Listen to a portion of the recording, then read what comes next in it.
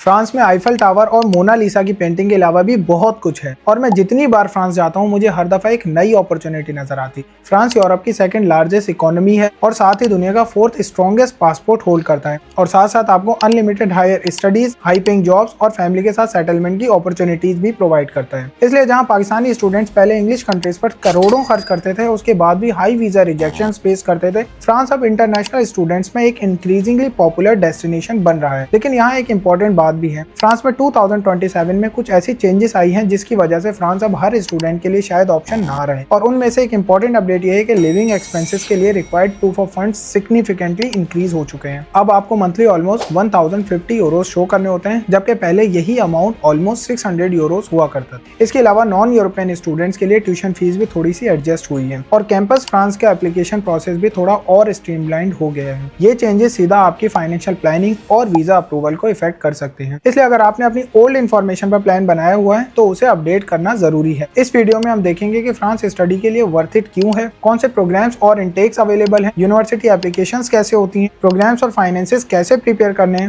Tuition fees और living cost कितनी है, मोस्ट इंपॉर्टेंट भाई वीजा प्रोसेस क्या होता है और अराइवल के बाद यहाँ आपकी लाइफ कैसी होगी। चलिए अब स्टेप बाय स्टेप देखते हैं। सबसे पहले ये समझना जरूरी है कि फ्रांस आपको एक स्टडी डेस्टिनेशन के तौर पर क्यों कंसीडर करना चाहिए। फ्रांस एक शेंजन स्टेट है, इसका मतलब है स्टूडेंट वीजा मिलने के बाद आप पूरे शेंजन जोन यानी almost 29 European countries easily travel कर सकते हैं, जो आपकी स्टूडेंट लाइफ का एक्सपोजर के लिहाज से बहुत रिच बना देता है। फ्रांस की एजुकेशन वर्ल्ड क्लास मानी जाती है, खासतौर पर business, engineering, AI, luxury management और एरोस्पेस जैसी फील्ड्स में, और यहाँ की पब्लिक यूनिवर्सिटीज इंटरनेशनल लेवल पर रिकॉग्नाइज्ड है। रिसर्च एनवायरनमेंट यहाँ बहुत स्ट्रॉन्ग है और पीएचडी लेवल तक यूनिवर्सिटीज स्टूडेंट्स को फंडेड रिसर्च अपॉर्चुनिटीज भी ऑफर करती हैं। इसके अलावा फ्रांस में एक बहुत बड़ी इंटरनेशनल स्टूडेंट कम्युनिटी है, इसलिए नए स्टूडेंट्स को सेटल होना काफी इजी हो जाता है। फ्रांस की इकोनॉमी यूरोप की सबसे स्ट्रॉन्गेस्ट इकोनॉमीज में से एक है और यहाँ engineering, IT, business, aerospace, luxury brands, energy और हेल्थ केयर जैसी मेजर इंडस्ट्रीज काफी एक्टिव हैं, जो ग्रेजुएट्स के लिए स्ट्रॉन्ग जॉब मार्केट्स भी ऑफर करती हैं। स्टडी ड्यूरेशन में आप पार्ट टाइम जॉब्स भी कर सकते हैं और इससे आप अपने लिविंग एक्सपेंसेस में काफी हेल्प ले सकते हैं और ग्रेजुएशन के बाद पोस्ट स्टडी वर्क परमिट की अपॉर्चुनिटी भी मिलती है, जो आपको फ्रांस में रहते हुए जॉब ढूंढने का चांस देता है और आप बहुत से फील्ड्स में जॉब करके अच्छा अर्न भी कर सकते हैं। यहाँ एक इंपॉर्टेंट बात, आप फ्रांस में डिलीवरी या ड्राइविंग रिलेटेड जॉब्स नहीं कर सकते क्योंकि ये इंटरनेशनल स्टूडेंट्स को अलाउ नहीं करते। ये सब फैक्टर्स मिलकर फ्रांस को एक ऐसी डेस्टिनेशन बनाते हैं जहाँ आप अफोर्डेबल कॉस्ट में हाई क्वालिटी एजुकेशन और लॉन्ग टर्म करियर प्रोस्पेक्ट दोनों अचीव कर सकते हैं। अब बात करते हैं फ्रांस में आपके पास स्टडी ऑप्शंस क्या हैं। फ्रांस में आकर आप बैचलर्स कर सकते हैं, मास्टर्स कर सकते हैं और पीएचडी तीनों लेवल्स पर अप्लाई कर सकते हैं और हर लेवल की अपनी स्पेसिफिक एडमिशंस रिक्वायरमेंट होती हैं। अगर आप मास्टर्स के लिए अप्लाई कर रहे हैं तो फ्रांस में मास्टर्स के दो टाइप्स होते हैं, M1 जो 2 इयर्स मास्टर्स प्रोग्राम होता है, M2 जो 1 ईयर का प्रोग्राम होता है लेकिन आपको एडमिशन सेकंड ईयर में मिलता है, जिसके लिए work experience after graduation mandatory है। यूनिवर्सिटीज मेनली दो टाइप्स की होती हैं, पब्लिक यूनिवर्सिटीज जिनकी एप्लीकेशन फीस काफी लो होती है और प्राइवेट यूनिवर्सिटीज जिनकी फीस काफी हाई होती है, लेकिन ये कुछ स्पेसिफिक इंडस्ट्रीज जैसे बिजनेस और इंजीनियरिंग में काफी स्ट्रॉन्ग रेपुटेशन भी रखती हैं। प्रोग्राम्स फ्रेंच या इंग्लिश लैंग्वेज दोनों में अवेलेबल होते हैं। English taught programmes specially masters level पर काफी ज्यादा इंक्रीज हो रहे हैं,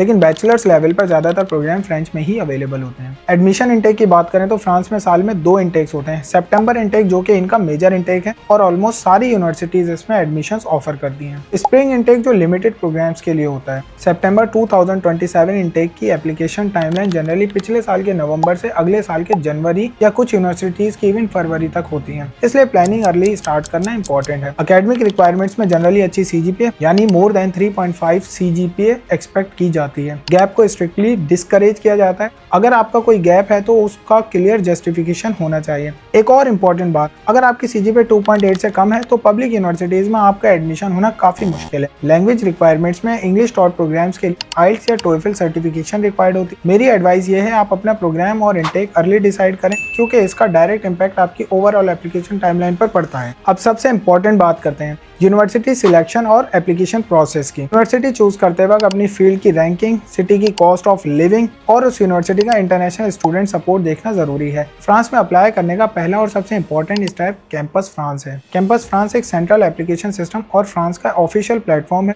जो पाकिस्तानी स्टूडेंट्स के लिए एप्लीकेशंस को प्रोसेस और मैनेज करता है। सबसे पहले आपको ईफ पोर्टल पर अपना अकाउंट क्रिएट करना होता है। अगर आप ऑलरेडी किसी यूनिवर्सिटी से एक्सेप्टेड है तो आप सीधा अपनी फाइल सबमिट कर सकते हैं और अगर आप एडमिशन अप्लाई कर रहे रहे हैं तो आप इस पोर्टल के थ्रू एक साथ 7 डिफरेंट यूनिवर्सिटीज में अप्लाई कर सकते हैं। हर यूनिवर्सिटी का अपना कैंपस फ्रांस पोर्टल सेपरेट होता है। एप्लीकेशन के लिए भी आपको अपने डॉक्यूमेंट्स इसी पोर्टल पर अपलोड करने होते हैं और इनिशियल स्क्रूटनी और प्रिलिमिनरी सिलेक्शन के बाद एक एकेडमिक इंटरव्यू भी होता है, जो जनरली इस्लामाबाद, लाहौर या कराची के अलायंस फ्रेंचाइज में कंडक्ट होता है। इस इंटरव्यू में आपसे आपके कोर्स और स्टडी प्लान्स के बारे में क्वेश्चंस किए जाते हैं। इंटरव्यू के बाद जनरली यूनिवर्सिटी आपकी एप्लीकेशन रिव्यू करती है और अगर सब कुछ मैच करता है तो आपको एडमिशन या ऑफर लेटर मिल जाता है। एडमिशन लेटर मिलने के बाद आप उस लेटर को फॉर्मली एक्सेप्ट करते हैं ताकि आप अपनी सीट कंफर्म कर सकें। तो भाई अब क्विकली देख लेते हैं रिक्वायरमेंट्स। यहाँ मैं आपको दोनों रिक्वायरमेंट्स बताऊंगा। एडमिशन के टाइम आपको कौन से डॉक्यूमेंट्स चाहिए और आफ्टर एडमिशन फाइनेंसेस की क्या रिक्वायरमेंट्स हैं। एकेडमिक डॉक्यूमेंट्स में जनरली आपको अपना वैलिड पासपोर्ट, बैचलर्स की degree and transcript, Europass format CV, statement of purposes,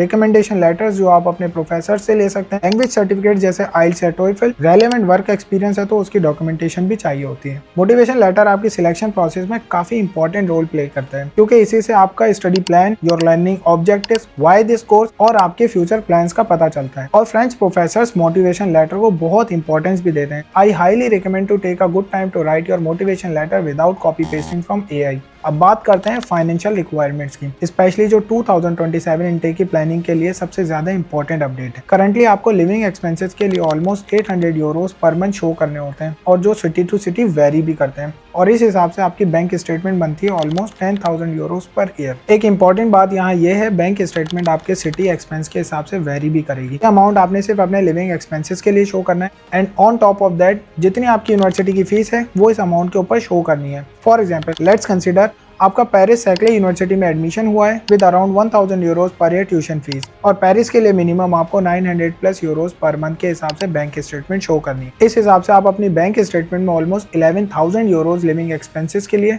और 1000 Euros for your tuition fees जो ऑलमोस्ट बन जाएंगे 12,000 यूरो। और ये बात आपने अपने कवर लेटर में भी बतानी है कि आपके पास पूरे साल के living expenses specific to that city and fees के फंड्स ऑलरेडी अवेलेबल हैं और ये फंड्स प्रूफ आप अपनी खुद की बैंक स्टेटमेंट से भी दे सकते हैं या फिर पेरेंट्स के बैंक स्टेटमेंट से भी एक्सेप्ट होता है, लेकिन उसके साथ एक signed affidavit of support, birth certificate and family registration certificate की ट्रांसलेटेड कॉपी भी सबमिट करना जरूरी है। अब बात करते हैं tuition fees and cost of living की। नॉन यूरोपियन स्टूडेंट्स के लिए हर पब्लिक यूनिवर्सिटी में डिफरेंट ट्यूशन फीस का क्राइटेरिया है। आपकी जितनी हाई CGPA होती है आपके लिए उतनी ही अच्छी एंड लोअर फीस यूनिवर्सिटी में एडमिशन मिलने के चांसेस ज्यादा होते हैं। फॉर एग्जाम्पल अगर आपकी CGPA मोर देन 3.5 है तो मोस्ट लाइकली आपकी फीस 250 to 4,000 यूरोस के बीच में फॉल करेगी। वहीं अगर आपकी CGPA 3.1 to 3.4 है तो ऑलमोस्ट 4,000 to 6,000 यूरोस आप एक्सपेक्ट कर सकते हैं और अगर आपकी CGPA 2.6 to 3.0 में फॉल करती है तो आपकी fees 8,000 to 13,000 Euros per year तक भी जा सकती है। इसके अलावा आपको मंथली लिविंग एक्सपेंसेस में accommodation, food, transport and health insurances भी मैनेज करने होते हैं। 2026 तक एक अच्छी बात ये हुआ करती थी कि फ्रांस में इंटरनेशनल स्टूडेंट्स को एकोमोडेशन, फूड और ट्रांसपोर्ट में गवर्नमेंट सब्सिडीज भी मिलती थी जिससे ओवरऑल लिविंग कॉस्ट काफी मैनेजेबल हो जाया करती थी। जैसे कि काफ जो एक सोशल सिक्योरिटी अलाउंस है इंटरनेशनल स्टूडेंट्स को up to 250 euros per month based on accommodation provide करता था और ग्रोसरीज के लिए separately 150 to 200 euros per month भी हेल्प देता था। लेकिन 1 जून 2026 से ये इम्प्लीमेंट हुआ है कि काफ इंटरनेशनल स्टूडेंट्स को अब नहीं दिया जाएगा। इससे पहले के मजीद चेंजेस हों जैसे कि काफ आप जल्द से जल्द अपनी स्टडी प्लान करें क्योंकि पॉसिबिलिटी है कि 2028 तक मजीद चीजें इंटरनेशनल स्टूडेंट्स के लिए काफी चेंज होने वाली हैं। So I believe this is the best time to fulfill your dreams of studying abroad. Arrival के बाद आपको एक CVAC कंट्रीब्यूशन भी देनी होती है जो करंटली ऑलमोस्ट 91 यूरोस एनुअली है और ये स्टूडेंट लाइफ और कैंपस सर्विसेज के लिए यूज होती है। यहाँ तक बात हो गई एजुकेशनल कॉस्ट की। अब हम लिविंग कॉस्ट की बात करते हैं जो सिटी टू सिटी काफी वेरी करती है। जैसे कि पेरिस के लिए आपको around 1000 to 1500 Euros per month expense चाहिए होता है और स्मॉलर सिटीज के लिए 800 to 1000 यूरोस भी सफिशिएंट होते हैं। कॉस्ट कम करने के लिए आप स्कॉलरशिप भी एक्सप्लोर कर सकते हैं लेकिन इनके लिए आपकी CGPA एटलीस्ट 3.4 से अबव होनी चाहिए जैसे France excellence scholarship, Eiffel excellence scholarship या यूनिवर्सिटी स्पेसिफिक स्कॉलरशिप जो ट्यूशन या लिविंग एक्सपेंसेस दोनों में हेल्प आउट करती हैं। फॉर एग्जाम्पल आईफल स्कॉलरशिप के लिए आपको प्रोग्राम कोऑर्डिनेटर को ईमेल करनी होती है during your Campus France process and then university आपके लिए स्कॉलरशिप पर अप्लाई करती है। मेरी एडवाइस ये है कि आप अपनी यूनिवर्सिटी चूज करते वक्त सिर्फ ट्यूशन फीस ना देखें बल्कि उस सिटी का ओवरऑल कॉस्ट ऑफ लिविंग भी जरूर कंपेयर करें क्योंकि ट्यूशन फीस आप ईयर में 1 टाइम देते हैं जबकि लिविंग एक्सपेंसेस आप every day and every month पे कर रहे होते हैं। तो भाई अब आता है सबसे इम्पोर्टेंट स्टेप यानी स्टूडेंट वीजा। वीजा अप्लाई करने से पहले आपका कैंपस फ्रांस अप्रूवल यानी ईफ प्रोसेस का कंप्लीट होना मैंडेटरी है, क्योंकि इसके बगैर आपकी वीजा एप्लीकेशन आगे नहीं बढ़ती। वीजा के रिक्वायर्ड डॉक्यूमेंट्स में आपको valid admission letter, campus France attestation, proof of funds यानी bank statement, accommodation proof, language proof यानी आइल्स या टोएफल सर्टिफिकेशन और पुलिस क्लियरेंस सर्टिफिकेट रिक्वायर्ड होता है। और पुलिस क्लियरेंस सर्टिफिकेट फ्रांस के लिए जरूरी है कि लास्ट 5 मंथ्स में इशू हुआ हो। वीजा एप्लीकेशन आप VFS ग्लोबल के थ्रू सबमिट करते हैं, जहां आपको अपनी बायोमेट्रिक्स भी देनी होती है। इसके बाद आपकी फाइल फ्रांस वीजा सिस्टम के थ्रू प्रोसेस होती है। Processing time generally at least 30 days होता है, लेकिन पीक सीजन में जैसे सितंबर इनटेक से पहले ये टाइम बढ़ भी सकता है, इसीलिए एप्लीकेशन अर्ली सबमिट करना इंपॉर्टेंट है। And according to my experience, visa refuse होने की जो सबसे ज्यादा कॉमन रीजंस मेरे सामने आती हैं, उनमें इनकम्प्लीट डॉक्यूमेंट, वीक SOP या मोटिवेशन लेटर, या इंटरव्यू में आपने स्टडी प्लान को क्लियरली एक्सप्लेन ना किया होता है। अप्रूवल के चांसेस बढ़ाने के लिए आप अपने डॉक्यूमेंट्स को केयरफुली कंप्लीट करें और अपने आंसर्स कॉन्फिडेंट एंड ऑनेस्ट रखें। और सबसे इंपॉर्टेंट, अपने प्रोग्राम और सिटी के बारे में अच्छे से इन्फॉर्मेशन कलेक्ट करें। अब बात करते हैं फ्रांस पहुंचने के बाद क्या करना होता है। अराइवल के फौरन बाद आपको अपनी रेजिडेंस फॉर्मेलिटीज कंप्लीट करनी होती हैं, जैसे OFII वैलिडेशन, जो आपके लॉन्ग स्टे वीजा को रेजिडेंस परमिट में कन्वर्ट करती है। इसके बाद आप अपना लोकल बैंक अकाउंट ओपन करते हैं, ताकि आप अपनी लिविंग एक्सपेंसेस और मंथली पेमेंट्स इजीली मैनेज कर सकें। हेल्थ इंश्योरेंस भी इसी ड्यूरेशन में एक्टिव करवानी होती है, जो आपको फ्रांस की पब्लिक हेल्थ केयर सिस्टम से लिंक करती है। स्टूडेंट लाइफ फ्रांस में काफी वाइब्रेंट होती है। यूनिवर्सिटी क्लब्स, कल्चरल इवेंट और एक बड़ा इंटरनेशनल कम्युनिटी आपके नए एनवायरनमेंट में सेटल होने में हेल्प आउट भी करता है। स्टडी के साथ साथ आप पार्ट टाइम जॉब्स और इंटर्नशिप्स भी कर सकते हैं, जो न सिर्फ फाइनेंशियल सपोर्ट देते हैं, बल्कि आपको प्रोफेशनल नेटवर्क भी बिल्ड करने में हेल्प आउट करते हैं। ग्रेजुएशन के बाद फ्रांस अपने ग्रेजुएट्स को जॉब मार्केट में सेटल होने के लिए एक अच्छी अपॉर्चुनिटी भी देता है। जैसे आपको 12 मंथ्स का पोस्ट स्टडी वर्क वीजा दिया जाता है, जिसकी बेस पर आप पूरे फ्रांस से शेंजन स्टेट्स में जॉब सर्च आउट कर सकते हैं। लॉन्ग टर्म के लिए अगर आपको स्टेबल जॉब मिल जाती है, तो रेजिडेंस परमिट को रिन्यू करते हुए आप लॉन्ग टर्म रेजिडेंस की तरफ भी बढ़ सकते हैं। लेकिन ये प्रोसेस टाइम और कंसिस्टेंटली एम्प्लॉयमेंट डिमांड करती है, इसीलिए इसे गारंटीड शॉर्टकट समझने के बजाय ग्रेजुअल पाथवे समझना चाहिए। तो जी, ये था पाकिस्तान से फ्रांस तक का complete 2027 study road map. Updates, eligibility, application process, finances, visa और अराइवल के बाद के इंपॉर्टेंट स्टेप्स। आई होप आपको इस वीडियो से एक सफिशिएंट ओवरव्यू मिल गया होगा। अगर वीडियो हेल्पफुल लगी हो तो लाइक और शेयर लाजमी करें, और चैनल पर न्यू है तो सब्सक्राइब जरूर करें, ताकि हम दोबारा भी मिल सकें। अपना बहुत ख्याल रखें। अल्लाह हाफिज।